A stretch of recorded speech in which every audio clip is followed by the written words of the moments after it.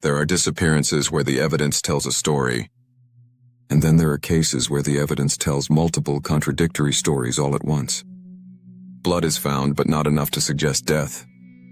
Witnesses claim to see women in distress, but their identity is never confirmed. Credit cards are used after vanishing with authentic signatures. Library records hint at eerie foreshadowing. What you're about to hear are two cases from the 1960s that reveal just how thoroughly someone can disappear, even when surrounded by witnesses, paper trails, and physical evidence. These aren't stories where clues are missing. These are stories where there are too many clues, and none of them align. Welcome to Unsolved Casebook Vids. If you're prepared to see how evidence can multiply mystery instead of solving it, subscribe now. Because the cases of Mary Shotwell Little and Joan Risch prove that sometimes, the closer you get to the truth, the more impossible it becomes to explain. The blood was there. The witnesses swore they saw something. But the truth remains hidden. Let's investigate. Case number 1, the newlywed who drove away with strangers, Atlanta, Georgia. October 14, 1965. 25-year-old Mary Shotwell Little seemed to be living the kind of life many aspired to in mid-60s America. Originally from Charlotte, North Carolina, she graduated from the University of North Carolina in 1962 and soon moved to Atlanta, a growing city just hours from home. She quickly made her mark at C&Amp's bank as a secretary. Mary was admired for her organization, warmth, and the ease with which she made friends. She was independent, sociable, and yet sentimental, the kind of woman who saved handwritten letters in her purse and adored small romantic gestures. Just a month before her disappearance, she married Roy Little Jr., an insurance auditor. The newlyweds settled in Decatur, where Mary happily balanced her career, friendships, and new role as a wife. Standing 5'6" with hazel green eyes and light brown curls, Mary carried herself with polished confidence. Yet those closest to her also knew she had a softer, introspective side. On October 14th, she worked her usual day at the bank, then made plans to meet co-worker Isla Stack for dinner at Lenox Square, Atlanta's popular shopping center. First, Mary stopped at Colonial Grocery Store for supplies for a dinner party she was planning. Then she met Isla at Snamp's cafeteria. They ate, chatted about her new marriage, and laughed while browsing Rich's department store afterward. Around 8:00 p.m. they hugged goodbye. Isla expected to see Mary at work the next morning, but Mary never arrived. By mid-morning October 15th, co-workers grew concerned. Her desk was empty, unusual for someone always punctual. Calls to her home and husband, who was away on business, revealed she hadn't returned home either. Alarm bells rang. Police searched Lenox Square's parking lot and found her Mercury Comet in section Yellow 32. Something was wrong immediately. The gray car was coated in a fine layer of red dust, not something found in Atlanta's paved shopping district. Inside were her groceries, untouched.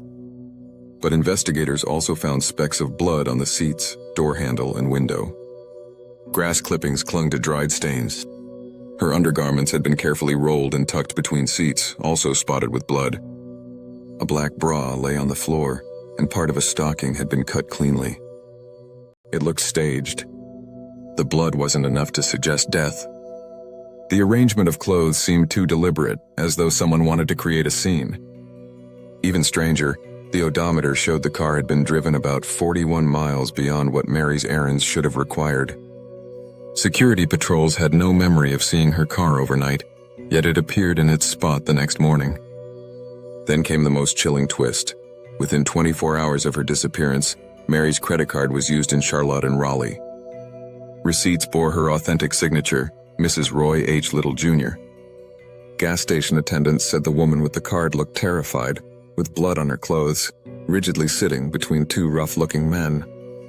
She avoided eye contact. Rumors linked the men to organized crime. Was Mary alive, coerced into traveling across state lines? Or was someone using her identity while she was already gone?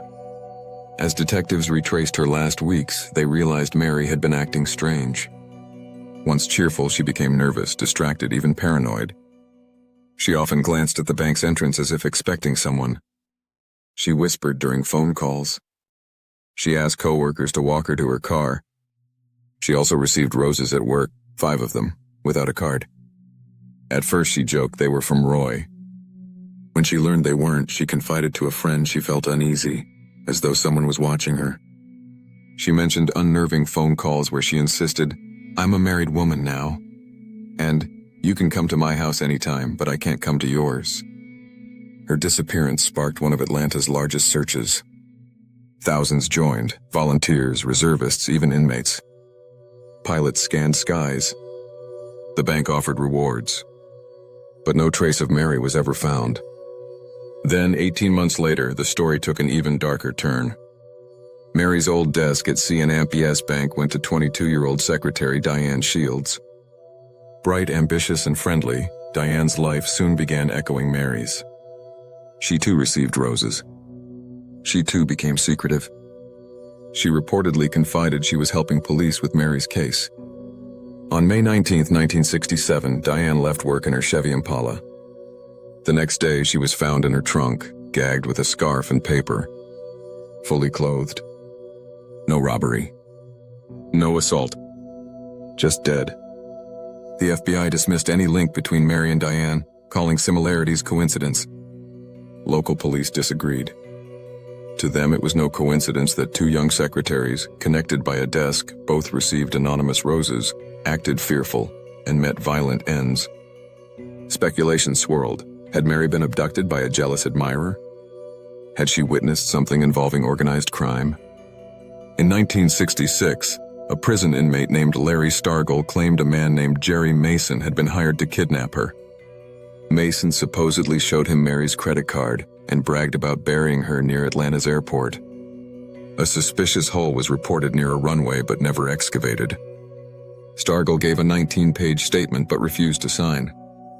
To this day, no body, no proof, no closure. Just speculation, and a haunting connection between Mary and Diane. Case number 2, the suburban housewife who vanished in Blood Lincoln, Massachusetts. October 24, 1961. The fall morning unfolded routinely for 31-year-old Joan Risch. She saw her husband Martin off on a New York business trip, then focused on her 2 children, 4-year-old Lillian and 2-year-old David. After dropping David with neighbor Barbara, Joan took Lillian to a dentist. Lillian behaved so well that Joan treated her at a department store. By 11:15 a.m., Joan had picked up David, returned home, and served lunch. Barbara later visited with her son, but Joan went outside to prune shrubs. By mid-afternoon, Joan left both children with Barbara again, promising to be quick. But she never returned. Later, Lillian showed up crying at Barbara's door. "Mommy is gone, and the kitchen is covered in red paint." Inside the Risch home, Barbara discovered chaos. Blood smeared across the kitchen floor and walls. A telephone ripped from the wall, tossed into a garbage can oddly placed in the middle of the room. A bloody thumbprint marked the wall.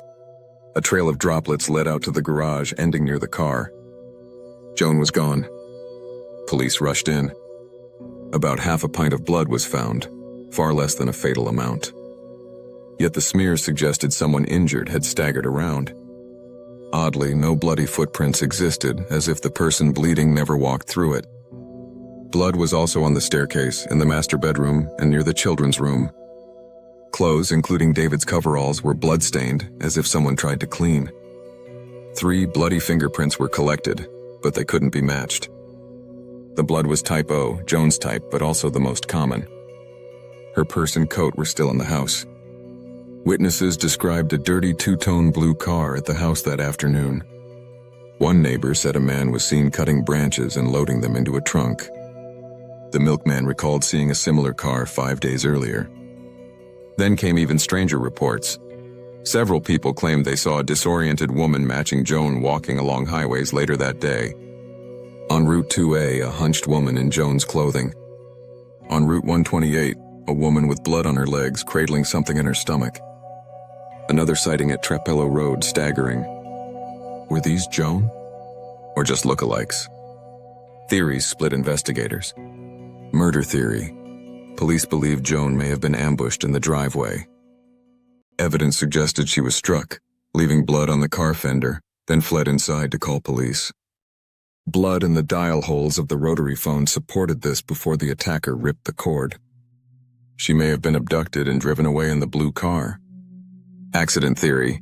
The FBI favored this, that Joan suffered an accident, panicked, and wandered off bleeding, matching witness sightings.